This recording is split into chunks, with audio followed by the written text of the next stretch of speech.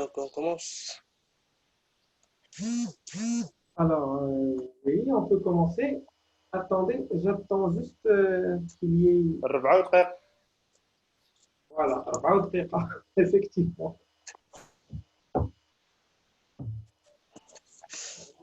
J'attends juste de voir est-ce que. Oui, nous sommes en direct. C'est bon. On peut commencer. Bah, tout d'abord, je me présente, hein. Merci pour tout le monde d'être venu, d'assister à cette petite formation. On va admettre qu'il y a encore quelques petits participants qui arrivent. Voilà, les derniers participants. Donc, je suis Karim Belrazi, architecte, architecte dans le secteur privé à Tanger. C'est moi qui ai initié cette plateforme mebani.ma. C'est une plateforme d'aide à la prescription. Et aujourd'hui, on accueille Monsieur Abdelrahman, Monsieur Amroun Abdelrahman, qui va nous faire une présentation sur l'apport des ouvrages en préfabriqué pour le VRD.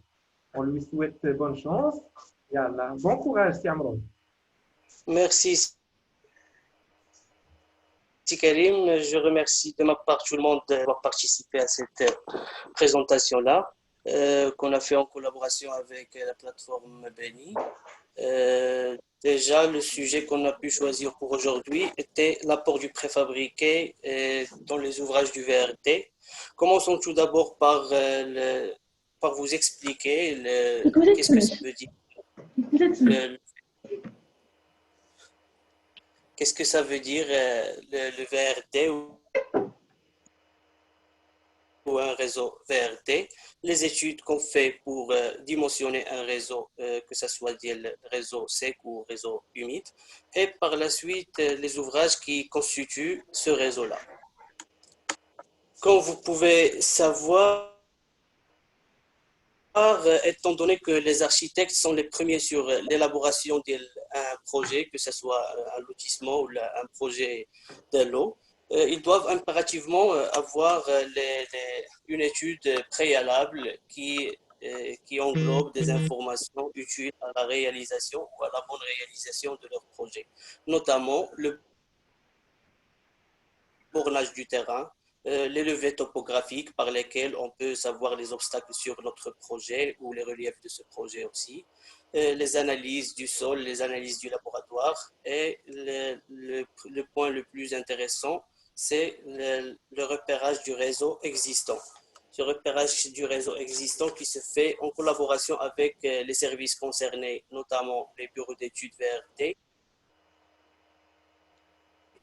afin de savoir les principes raccordants du projet ou déterminer un principe de raccordement de leur projet. Et est-ce que le réseau existant a une capacité qui suffit de desservir notre projet aussi. Aussi, le point de profondeur du réseau existant, parce que c'est un point très indispensable, la profondeur du réseau existant. Est-ce qu'on aura à se raccorder dans ce réseau-là ou on aura par la suite à investir encore plus par des installations de refoulement pour pouvoir s'y connecter? Pour avoir une idée sur la disposition du réseau en général, on est censé de savoir euh, les réseaux qu'on a souterrains. Les réseaux qu'on a souterrains, il y a une répartition plus générale. On les répartit en réseaux humides et réseaux secs. Le réseau sec comprend le réseau téléphonique, le réseau d'éclairage public et le réseau d'électricité. Le schéma ici à gauche, il nous montre l'emplacement de chaque réseau par rapport à l'autre, les profondeurs. Aussi sur le tableau à droite ici, les recommandations de profondeur minimale de chaque réseau. Aussi les grillages avertisseurs de chaque réseau adoptés pour chaque réseau pour savoir est-ce qu'il s'agit d'un réseau électrique ou un réseau téléphonique ou il s'agit du réseau d'eau potable lors des travaux supplémentaires ou des travaux au niveau des chaussées. Aussi, on trouve des informations à propos de l'emplacement adéquat ou l'emplacement conseillé de chaque réseau. Ces réseaux-là ne sont pas installés arbitrairement sur nos chaussées, mais ils font l'objet aussi des études avant et après, euh, des études pour pouvoir déterminer la largeur et la pente des voiries, déterminer aussi les diamètres et les pentes qu'on doit adopter sur notre réseau. Parlons aussi du réseau humide. Pour les canalisations et les réseaux secs, on doit déterminer les dimensions des câbles qui vont pouvoir assurer une capacité suffisante pour desservir notre projet. Pour cela, on doit impérativement avoir les informations nécessaires. Source d'alimentation de notre projet, c'est quoi la source d'alimentation? Est-ce qu'il s'agit des barrages? Est-ce qu'il s'agit des, des, des, des sources souterraines? L'acheminement du réseau jusqu'à notre projet et le type d'agglomération qu'on doit alimenter. Est-ce qu'il s'agit d'une zone industrielle? Est-ce qu'il s'agit d'un groupe d'habitat? Est-ce qu'il s'agit d'un groupe d'habitat villa ou un groupe d'habitat économique? Ça, c'est des informations qui se traduisent par la suite à des coefficients qui, euh, qui font partie des calculs qui nous donnent la spécification ou nous donnent par la suite les résultats adoptés pour dimensionner notre projet. J'ai essayé ici de zoomer beaucoup plus sur les réseaux humides parce que c'est eux qui font l'objet des études beaucoup plus approfondies. Pour les réseaux secs, c'est la plupart des dimensions répétitives. Par contre, les réseaux humides, c'est des cas par cas, des projets qui doivent être calculés très minutieusement. Parlons ici de l'étude de l'eau potable. L'étude d'eau potable consiste principalement à avoir les informations sur le besoin en eau par type de consommateur, la pression de service pour desservir le bâtiment, savoir l'emplacement de notre source d'alimentation par rapport à notre projet, le réseau à notre voisinage, est-ce qu'il s'agit d'un réseau maillé ou un réseau ramifié? Je vais expliquer par la suite la différence entre ces deux réseaux. L'installation des poteaux d'incendie et leur répartition au niveau de notre projet. L'installation aussi du vidange et l'installation du venteuse. Cette étude-là est faite sur la base du loi de Kirchhoff, qu'on fait selon des formules mathématiques avec des coefficients rassemblés dans notre projet ou étude préalable déjà faite. C'est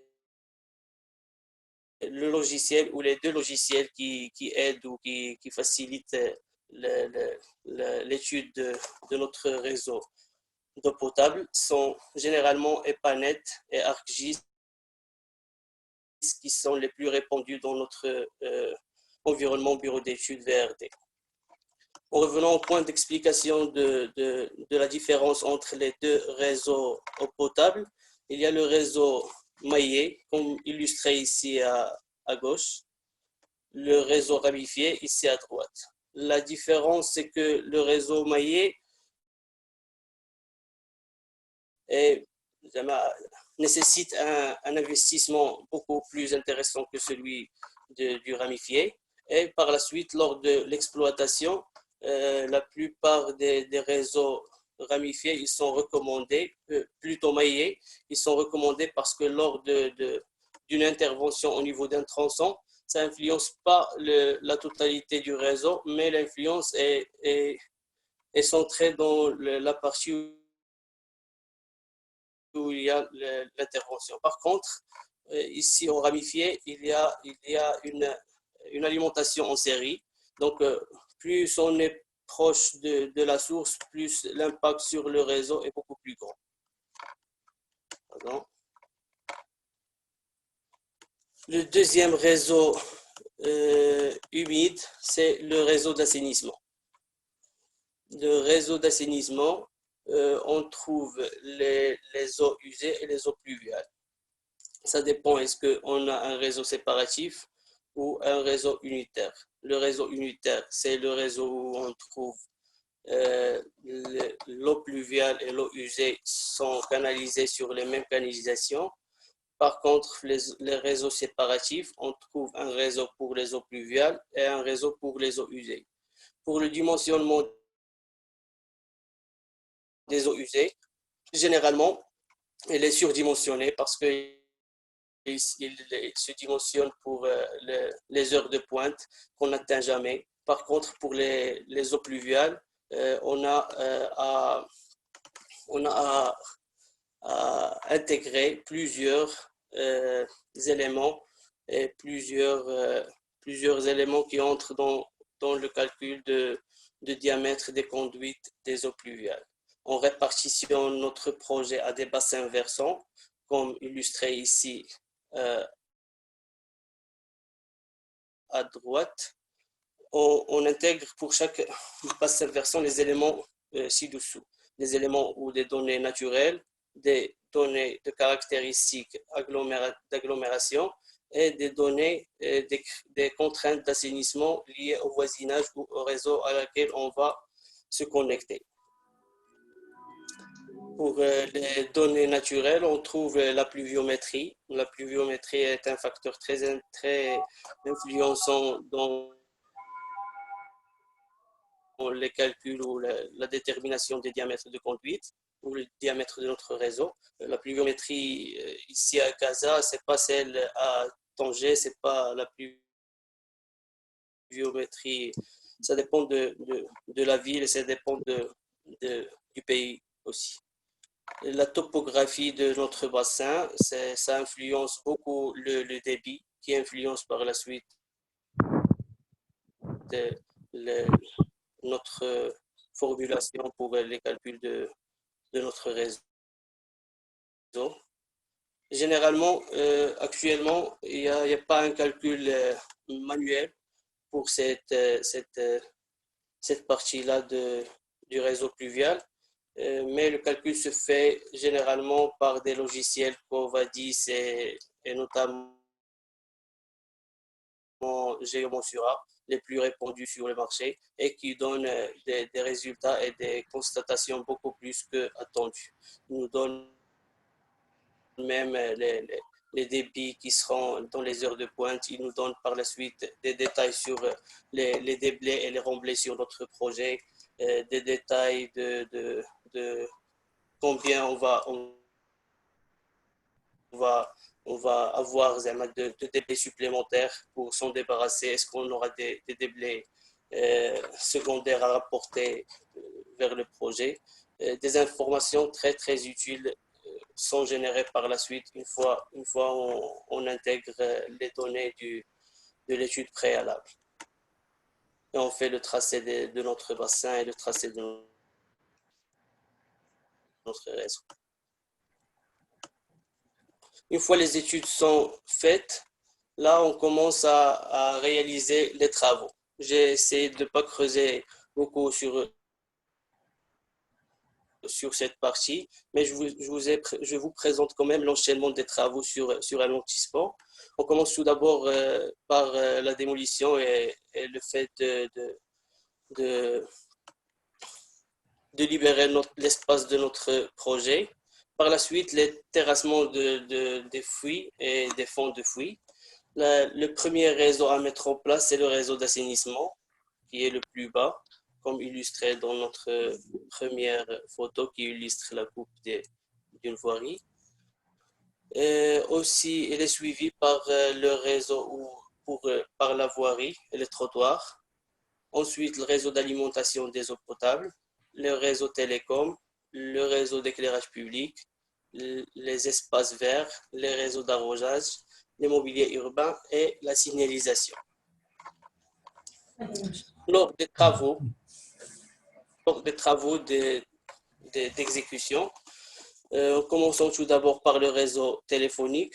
On trouve différents ouvrages en génie civil qui font, d'ailleurs le génie civil est la partie qui consomme beaucoup plus du temps l'élaboration d'un réseau, que ce soit un réseau humide ou un réseau sec. C'est la partie génie civil, la partie terrassement qui consomme à peu près 60% à 70% du timing du projet. D'où on a pensé au fil du temps, on a pensé à à chercher des solutions qui nous aident à optimiser un petit peu le timing de notre projet en visant les parties qui consomment le plus. Déjà ici, le réseau téléphonique, on trouve qu'il y a des ouvrages qu'on appelle des chambres de télécom, des chambres de tirage de câbles. Ces chambres-là, ils sont dédiés principalement à la déviation d'itinéraire du câble ou pour loger des installations qui servent à desservir les propriétaires. Aussi, on a pour le transport, on a soit des fourreaux, soit seulement des fourreaux, soit des fourreaux qui sont logés dans des caniveaux comme celui-là qui sont avec une dalle qui assure la protection des fourreaux en interne.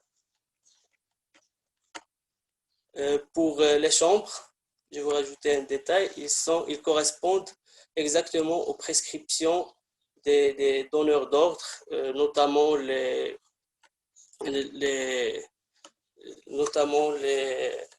opérateurs actuels, soit IAM, Inouï ou Orange. Orange utilise principalement ce type de chambre-là, les LT, aussi Inouï. Par contre, IAM, ils ont prescrit des types nommés PNS1, PNS2, PNS3. C'est avec des dimensions qui correspondent à leurs besoins.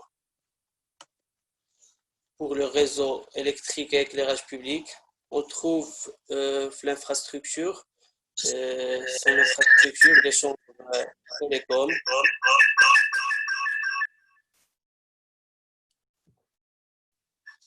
Pardon.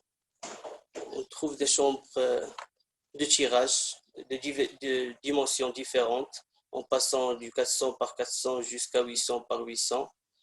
Ça dépend des installations qui seront logées dedans.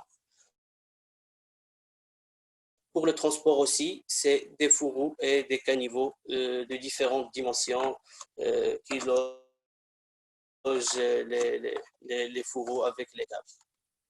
L'éclairage public, principalement, c'est des massifs qui assurent le support des mâts. Il y en a des mâts de 1 mètre jusqu'à 14 mètres. On dimensionne les massifs selon le poids, le moment fléchissant, l'effort tranchant de ces mâts, ainsi que la zone sur laquelle ils seront installés par la suite. Le réseau humide ou le réseau d'assainissement. Le schéma ici illustre les différents ouvrages qu'on trouve dans un réseau d'assainissement. Commençons tout d'abord par les regards de branchement. C'est les regards de façade qui sont devant chaque lot et qui assurent la collecte des eaux internes dans un bâtiment pour ensuite les transporter vers le réseau principal via les conduites. Par la suite, on trouve qu'il y a des regards à grille. C'est des regards qu'on nomme des bouches d'égout ou des avaloirs. Ça dépend de leur emplacement sur le chaussée. Pour les bouches d'égout, ils sont installés au niveau de la chaussée. Par contre, les avaloirs, ce sont des regards à grille, mais qui sont installés au niveau du trottoir. Ces regards servent principalement à collecter les eaux pluviales du revêtement ou de la surface pour ensuite les transporter vers un réseau principal via le biais des conduites. Ils jouent le même rôle que ces caniveaux-là, sauf que c'est l'emplacement qui diffère. Les caniveaux sont au niveau des parkings, au niveau des des, des garages pour assurer le ruissellement des eaux vers des regards et par la suite vers le réseau principal. Ces regards de visite, nommés des regards de visite, ils sont installés au niveau du réseau principal. Ça dépend des régies. Il y en a des régies qui exigent des regards de visite chaque 30 mètres. Il y en a d'autres qui exigent chaque 50 mètres. Ça dépend de la régie et de ses exigences. Ces regards-là servent principalement à faire l'entretien des conduites principales et à dévier ou à changer l'itinéraire de ces conduites-là. On revient au point du réseau pluvial et réseau unitaire et réseau séparatif. C'est l'illustration de ces deux réseaux-là. Comme vous voyez, il y a un seul collecteur qui récolte et les eaux usées et les eaux pluviales du bâtiment. Par contre, sur la deuxième illustration, on voit que les eaux usées sont récoltées par des conduites dédiées aux eaux pluviales et les eaux usées vers des conduites dédiées pour les eaux usées. Pour aider les ouvrages du réseau, que ce soit réseau humide ou réseau sec, on trouve sur le marché qu'il y a toujours des pratiques de couler sur place, même si avec les défauts qu'ils présentent ou avec la malfaçon qu'on repère. Mais il y en a des donneurs d'ordre et des services qui ont bien touché que la valeur ajoutée du préfabriqué est là. On ne parle plus d'une variante, mais ça devient une exigence pour avoir une bonne qualité et une bonne maîtrise du chantier. C'est pour cela que je vais zoomer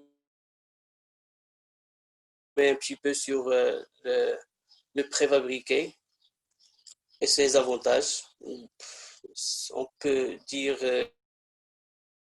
que le préfabriqué répond principalement aux normes, chose qu'on peut maîtriser parce qu'il s'agit des usines qui implantent un système de contrôle qualité qui assure l'ensemble du chaîne de valeur et avec qui on peut prendre on peut, on peut avoir des engagements écrits, des essais qui se font à l'amont du projet et qui nous garantissent que notre projet euh, sera réalisé avec des éléments de telle ou de telle qualité.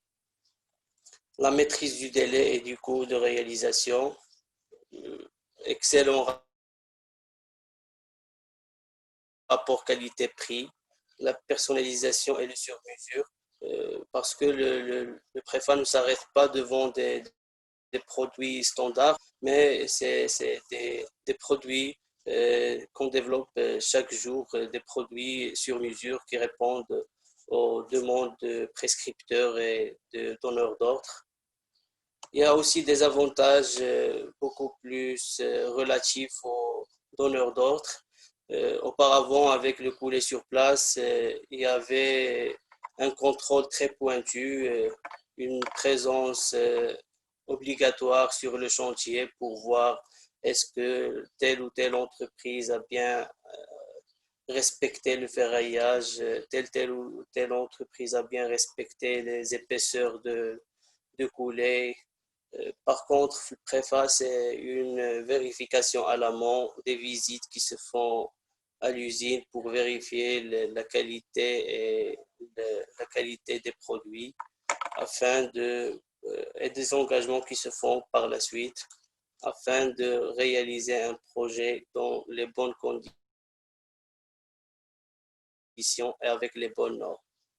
J'ai essayé de faire bref, de vous donner le maximum dans un laps de temps très réduit, mais je vais laisser le soin à M. Karim par la suite de partager avec vous un lien vers un livre très intéressant, un livre qui rassemble les informations les plus pertinentes du VRT, les informations auxquelles vous aurez besoin par la suite dans votre dimensionnement ou dans votre préparation de vos projets. C'est un livre de l'école, c'est un livre de l'école HTP d'un professeur dont je ne me rappelle pas du nom. C'est un professeur, le Mahfoud Esmlel. C'est un livre très intéressant où vous trouvez des informations très utiles, des informations très intéressantes et qui vous seront utiles dans votre parcours, Inch'Allah. Je vous remercie et j'espère que j'ai donné ou j'ai éclairci un petit peu le domaine du VRT ou les études des VRT et les ouvrages qui constituent ces réseaux-là. Merci, Si Abdelrahman. C'était très concis, tabarakallah alayk. Je laisse le soin à vos questions.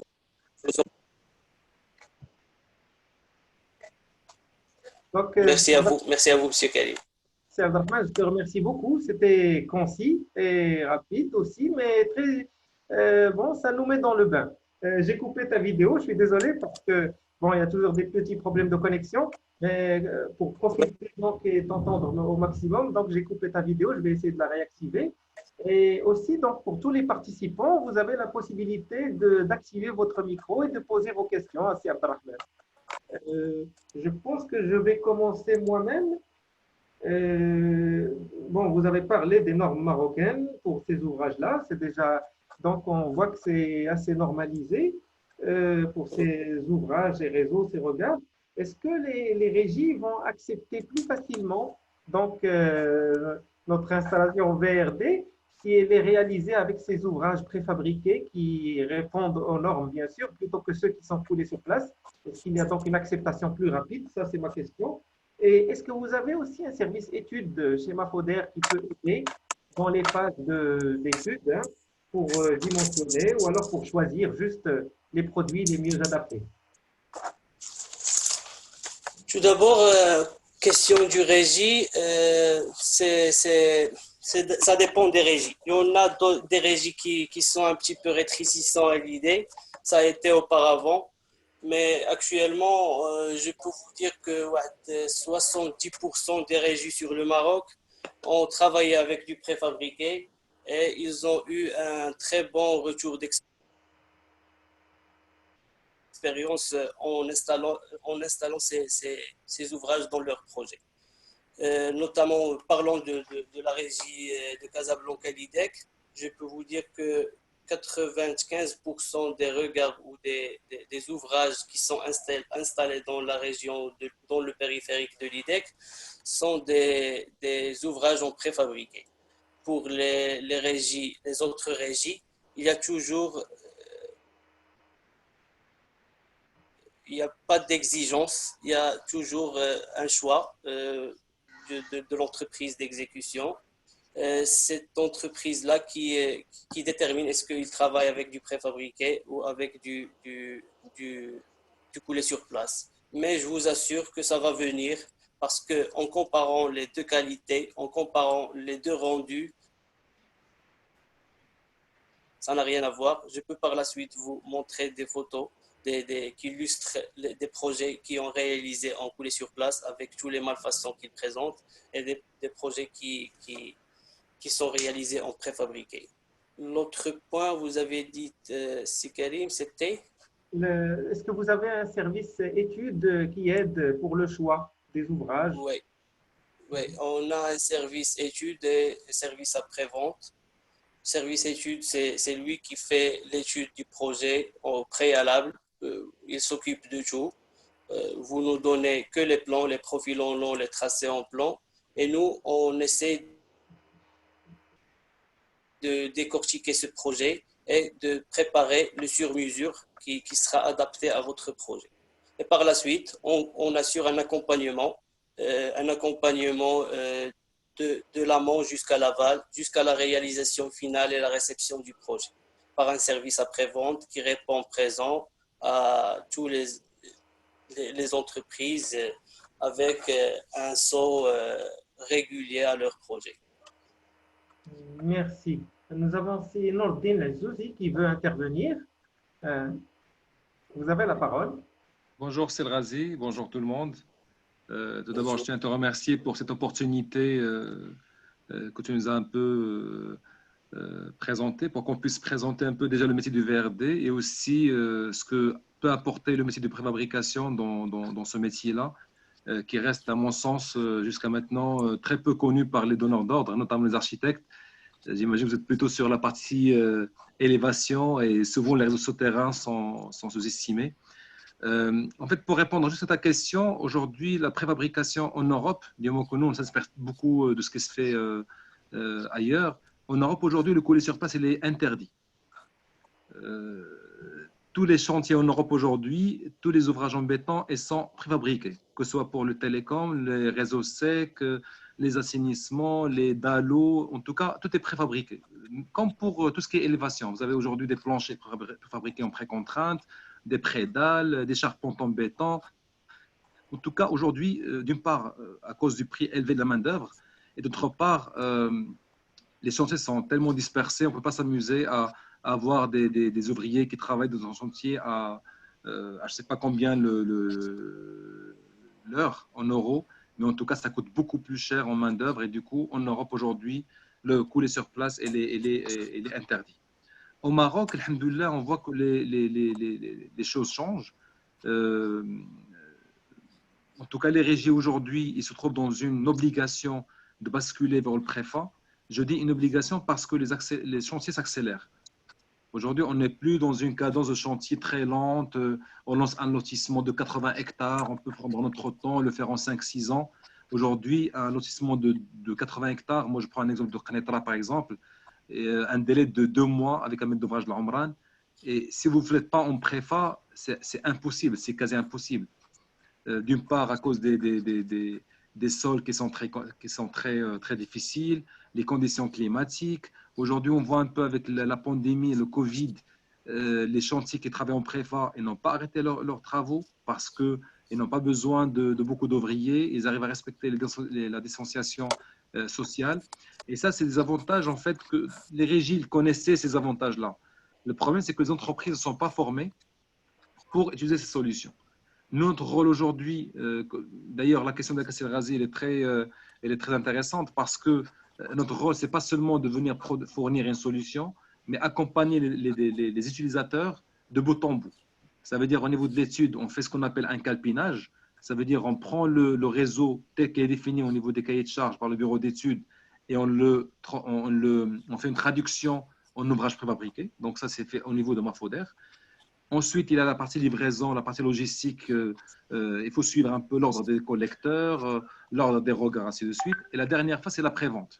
Ça veut dire qu'on est aussi présent pour les entreprises pour les accompagner à poser et poser dans les règles de l'art, pour respecter l'étanchéité, respecter la hauteur des regards, respecter la connexion entre les éléments du regard et entre le regard et la conduite elle-même.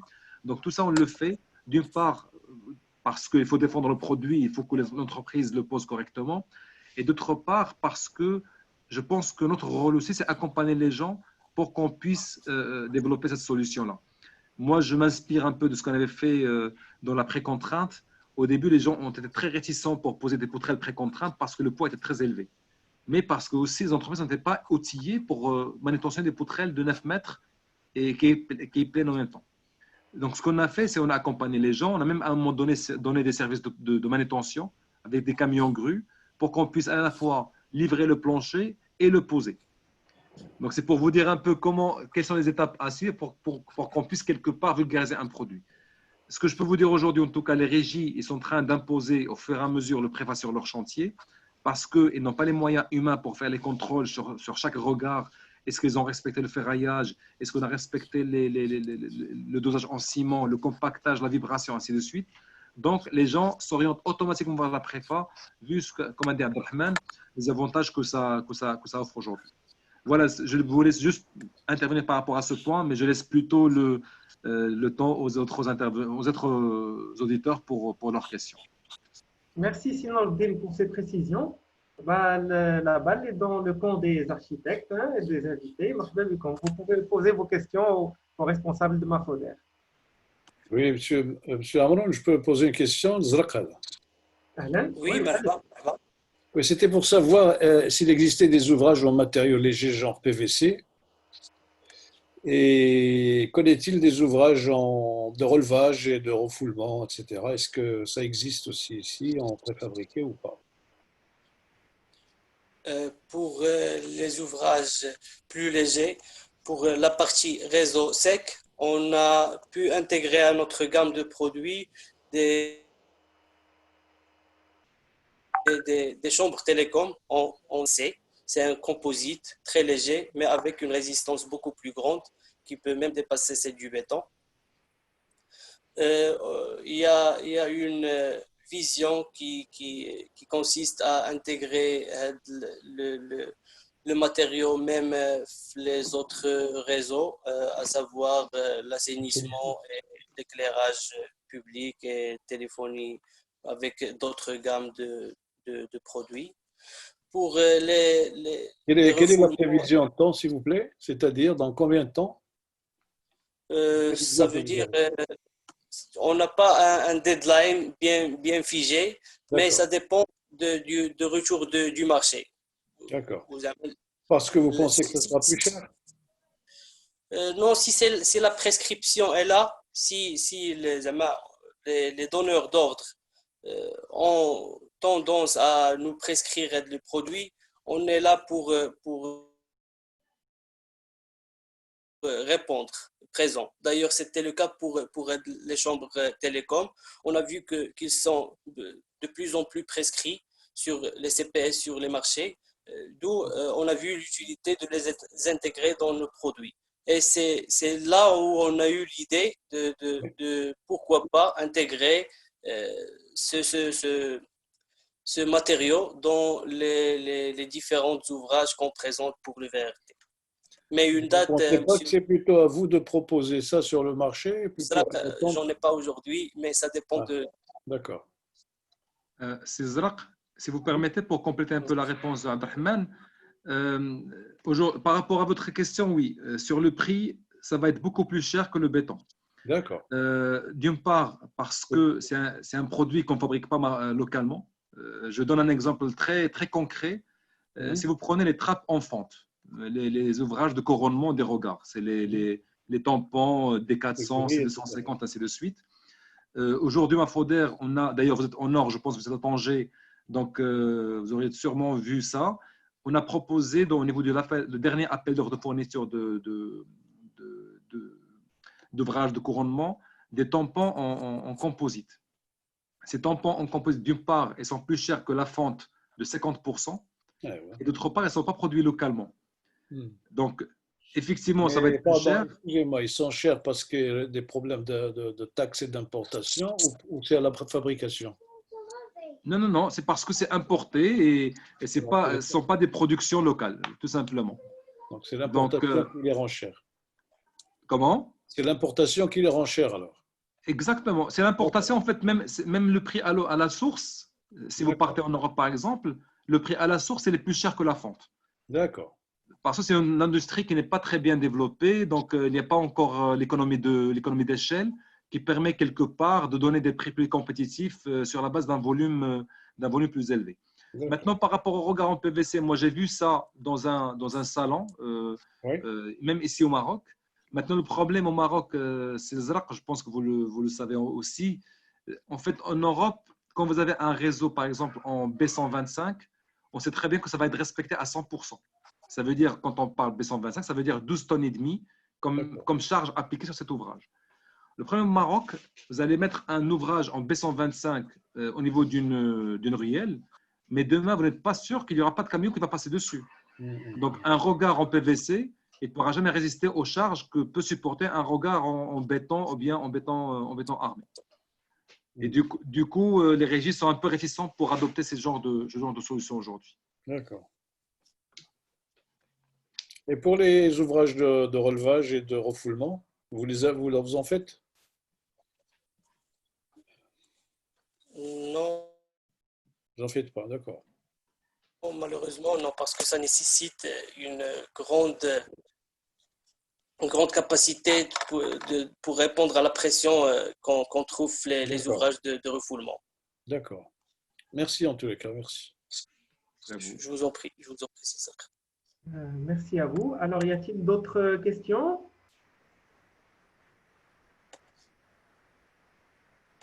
Oui, j'aimerais bien poser une question ou deux. Allez-y, Monsieur Ahmed. Oui. Merci pour la présentation, c'est très intéressant. Bon, je dirais en général, il y a un proverbe arabe qui disait "Man jahila shay'an 'adah." Donc, on commence toujours par ça. Donc, c'est-à-dire quand on ne connaît pas la chose, on n'a pas connaissance des choses, on s'y oppose automatiquement, surtout de la part des régies et tout ou bien les maîtres d'ouvrage qui font qui projettent des projets.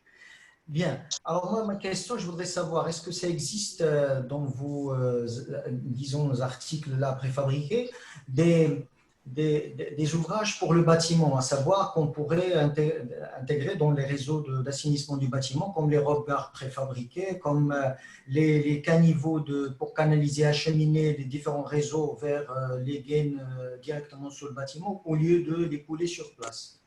D'accord?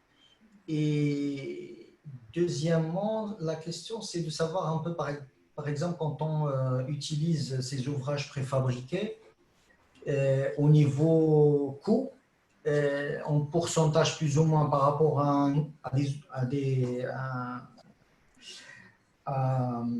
un réseau qui est coulé sur place, quel est plus ou moins, en pourcentage plus ou moins, l'impact d'utiliser les éléments préfabriqués. Voilà. Je vous remercie, Monsieur Ahmed, pour votre intervention. Déjà pour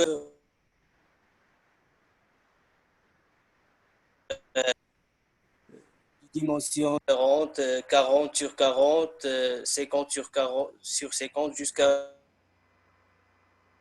800 sur 800. Ces regards-là, ils sont utilisés principalement dans les réseaux sous dallage pour acheminer les eaux vers le réseau externe. Pour les caniveaux aussi, ils sont utilisés sur la partie aménagement du contour du bâtiment avec des largeurs qui varient entre 250 jusqu'à 400 selon la surface d'absorption voulue pour un tel ou un tel ouvrage. Pour la question du prix, selon le retour d'expérience de nos clients ou des entreprises avec lesquelles on collabore, si on rajoute le prix de la main-d'œuvre ou le prix du coffrage, le préfa revient beaucoup moins cher que le coulé sur place. Parce que quand on fait la comparaison, ou quand quelques entreprises font la comparaison, ils font la comparaison directe. Moi, je coule un tel volume, un tel prix. Mais ils n'intègrent pas la main-d'œuvre qu'il a pu économiser, le coffrage qu'il a pu économiser. Si on rassemble tous ces éléments-là, le préfa, je vous assure que c'est moins cher que le coulé sur place. Des entreprises, des collaborateurs ou des entreprises qui n'utilisent actuellement que le préfabriqué. Sur un projet, sur un exercice, on a fait l'exercice sur un projet dès le départ jusqu'à la fin. L'estimation était d'un coup et la réalisation était moins de 14%. J'espère que ça répond à votre question, M. Ahmed. Oui, merci. Est-ce que je peux poser une autre question? Oui, avec plaisir, vas-y. C'est-à-dire pour un petit peu avoir une idée sur vos produits, est-ce que en consultant votre site, on trouvera là l'ensemble des produits que vous que vous commercialisez, non? Fabriquez, Oui, commercialisez, non? oui, D'accord. oui. Vous pouvez trouver la majorité des fiches techniques. D'ailleurs, on essaie de finaliser ça avec, on peut même faire des devis par la suite sur site. On est en train de travailler dessus. Ça va pas prendre assez du temps. Ça sera dans un délai d'un mois maximum. Mais on travaille dessus pour rendre le site beaucoup plus pertinent. Vous trouvez aussi nos produits en termes d'aménagement urbain, les ponts et les... C'est le Razi, je peux compléter la réponse d'Abdelrahman Oui, allez-y. pour c'est Ahmed. Pour vous répondre très concrètement par rapport au prix, on a fait une étude comparative entre le regard collé sur place et le regard préfa, et on a trouvé à partir de 1,52 m, le regard préfa il tombe automatiquement moins cher que le regard collé sur place. À partir de 1,52 m. Pourquoi la hauteur est très importante au niveau de notre chiffrage? Parce qu'en fait, le premier élément, notre regard préfa, c'est comme de Lego.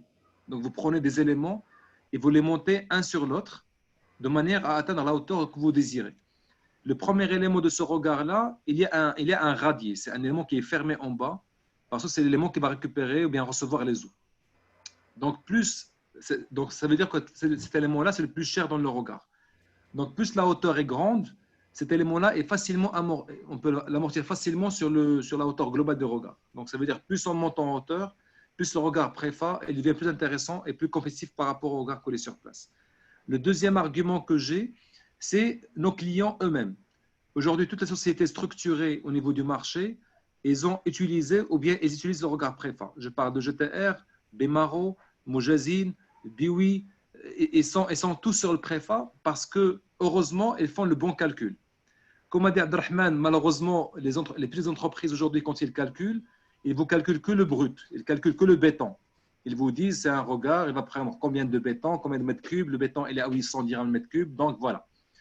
Mais par contre, ils ne calculent pas le coffrage, ils ne calculent pas la vibration, ils ne calculent pas les contrôles qu'ils doivent faire au niveau de l'ouvrage, ainsi de suite. Donc, toutes les sociétés qui calculent aujourd'hui leur coût de revient d'une manière très minutieuse, ils ont opté pour le préfa, d'une part par rapport au prix, mais aussi par rapport à la tranquillité. Parce que je vous dis, sur un projet de 400 regards, il y a un seul essai qui est fait au niveau de l'usine. C'est avant la première livraison. Le maître d'ouvrage, il vient avec le bureau d'études, le laboratoire et la régie. Ils font 2 essais, un essai d'écrasement et un essai d'étanchéité. Et à partir de là, on commence à livrer le chantier et ça avance à un rythme industriel en fait. Ça veut dire que si l'entreprise est bien outillée pour poser, ça veut dire les poquelins qu'il faut, les engins qu'il faut, il peut vraiment aller avec une cadence très impressionnante au niveau de l'avancement du chantier.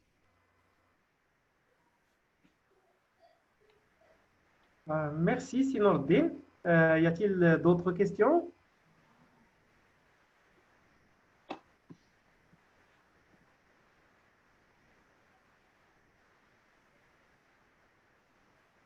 Bon, c'est Karim, si je peux intervenir rapidement. مرحبا Je سي vous العالمي. remercie, je vous remercie déjà pour cette invitation. Je pense que le sujet il est pertinent et je dirais même que c'est devenu indispensable vu le Covid-19 et vu la distanciation sociale qui doit se faire. Je pense qu'on doit de plus en plus aller vers le préfabriqué, comme a été recommandé par notre présentateur, que je remercie d'ailleurs. Justement, j'ai pu rapidement faire une visite sur le site web de la société et voir les 5 pôles. Je suis du genre très, très curieux.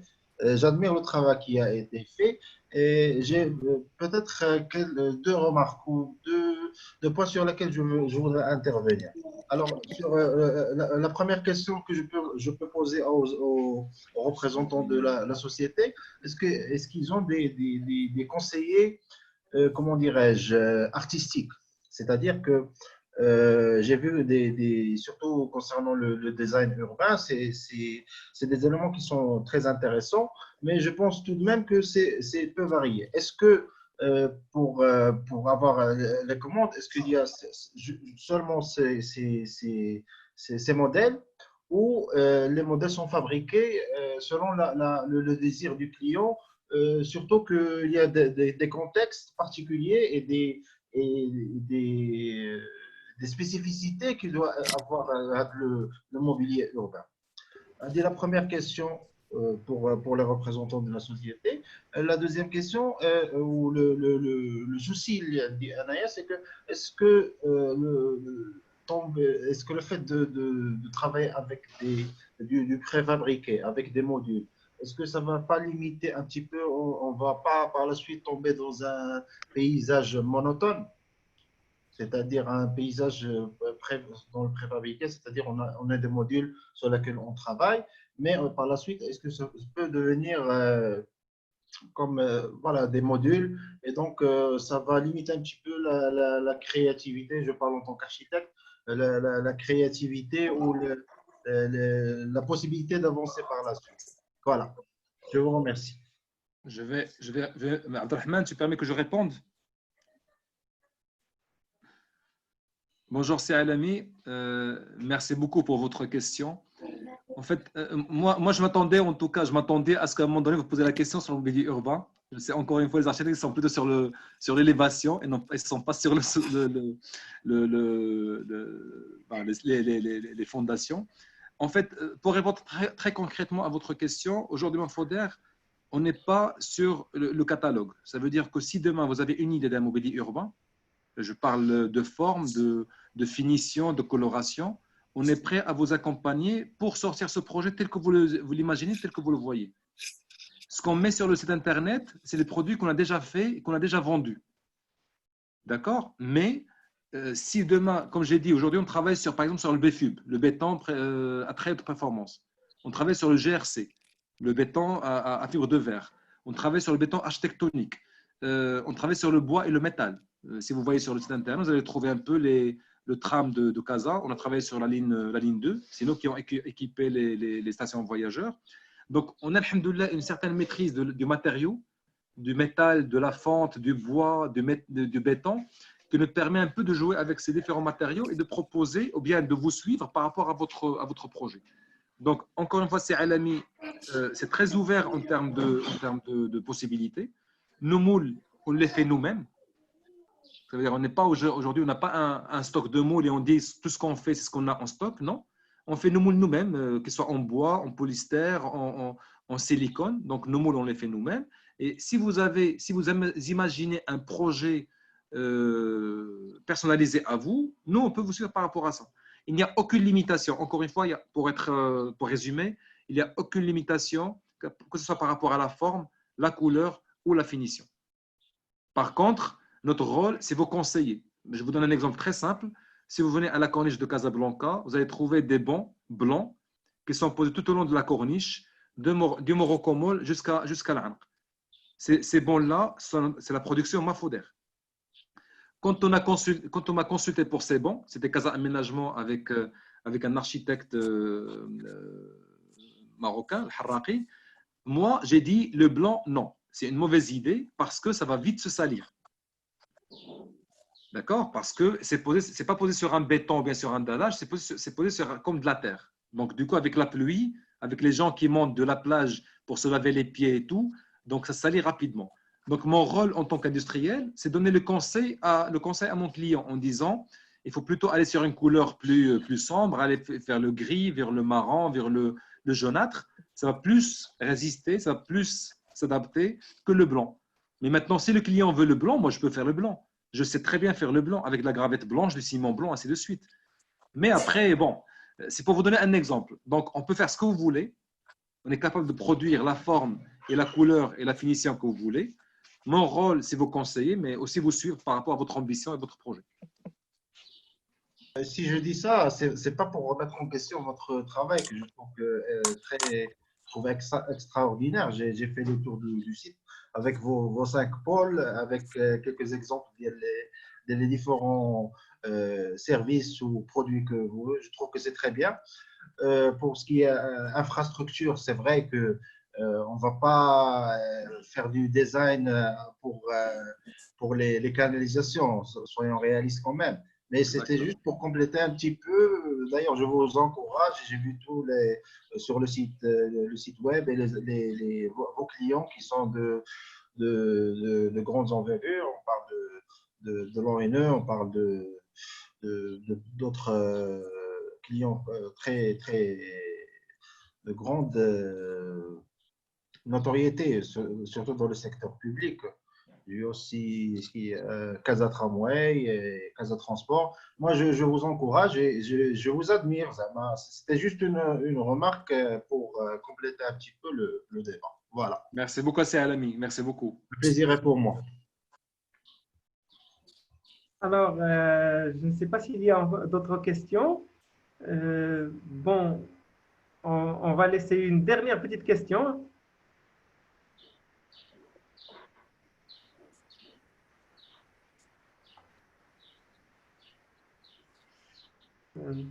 Non, plus de questions. De toute manière, on va partager la documentation, même le lien vidéo et un petit résumé de cette vidéo. On va la partager sur Mabani. Hein. Vous pouvez la retrouver sur www.mabani.info. Vous y retrouverez aussi les catalogues de Mafoder. Ils sont là-bas en libre accès. C'est-à-dire que vous n'avez qu'à remplir un formulaire. Alors, et merci. Je vais vous envoyer, Sikalim, le lien WeTransfer vers le livre que je vous ai promis. Okay. Comme ça, vous partagez le lot en totalité. Voilà, ok. Bah, merci beaucoup, Si Amron et Sinordine de Mafoder. Bravo à vous. Inch'Allah, la prochaine fois, on tâchera de parler justement du mobilier extérieur et de vos aménagements urbains que vous faites. D'accord? Merci beaucoup, Sir Razi. Merci à vous tous et Eid Mubarak Saïd à vous tous. Merci. Merci. Merci. Merci. Au revoir.